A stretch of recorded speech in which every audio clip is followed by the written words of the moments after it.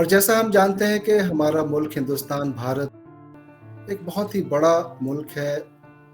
हम तमाम हिंदुस्तानियों को इस पे फ़ख्र है, यहाँ के कॉन्स्टिट्यूशन पे, वहाँ के जुडिशल और हिंदुस्तानियत पे। लेकिन जब भी कुछ ऐसी बातें आती हैं जो मीडिया के ज़रिए ख़ास तौर से फ़ॉरेन में रह रहे पहुँचती है, खुद मैं अभी सऊदी अरब के जद्दा शहर से जुड़ा हुआ हूँ, जो आप जानते हैं। तो हम सब लोगों के भी कंसर्न्स होते हैं कि किस तरह से लोगों को अवेयर किया जाए, किस तरह से लोगों को उन तमाम मुद्दों पे जानकारी पहुंचाई जाए। मैं बहुत खुशनसीब हूं कि आज हमारे इस प्रोग्राम में के रहमान खान साहब, तो हिंदुस्तान में गवर्नमेंट ऑफ इंडिया में union minister for minority affairs भी रह चुके हैं। India also has passed through challenges during different times and different challenges. So, actually, these challenges will not weaken. My assessment is the diversity and the democracy of India. No doubt, it looks apparently that there is a big challenge. Communalism is not a new origin.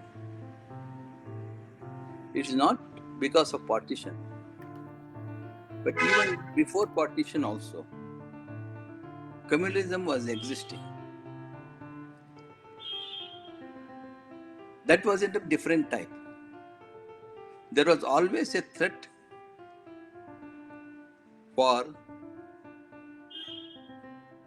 diversity.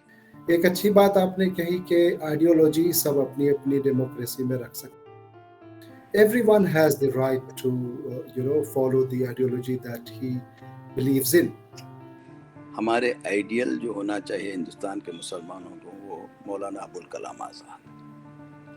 उन्होंने मुसलमानों को 1947 में ही ये तलखीन दी थी कि मैंने कहा partition के खिलाफ, आपने नहीं माना। अब जो होना था हो गया। आप इस मुल्क में इज्जत की जिंदगी से रहिए। आप ये भूल जाइए कि आप माइनॉरिटीज हैं इस मुल्क में। आप अगर आपको माइनॉरिटी तस्वुर करते हैं तो अपने आप को कमजोर आपकी इस बात से बहुत मुतासिर हुआ हूँ। बहुत अच्छा लगा कि आपने उसी लाइन पे बात की जो मेरे जहन में भी चल रही थी कि नफरत का जवाब नफरत नहीं हो सकता।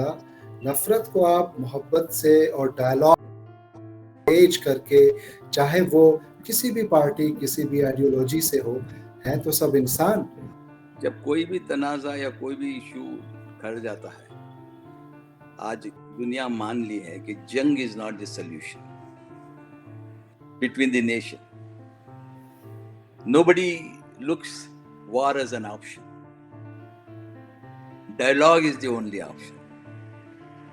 Very well said. All political nations have adopted dialogue.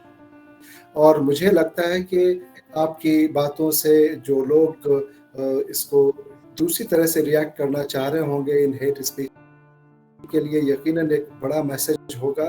और हमारा एक फर्ज बनता है कि हम एक ऐसे मुल्क में रह रहे हैं तो हम उस मुल्क के, उस हिंदुस्तानियत की और इंसानियत की पैरवी करते रहें।